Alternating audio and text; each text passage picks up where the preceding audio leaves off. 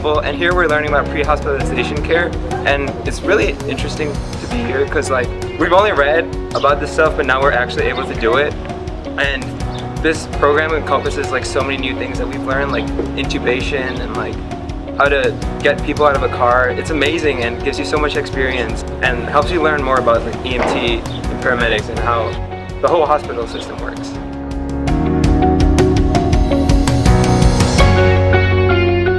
So we were given a scenario in which two cars collided, and I think there were 4 patients in each car, and we had to extricate them.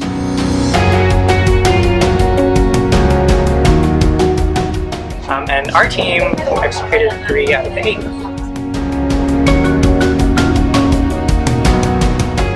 Lots of what we're doing is very different from what you would do in just a biology class in college, because just in the classroom all day. Here we're learning skills and we're using them that we really wouldn't learn until medical school or residency.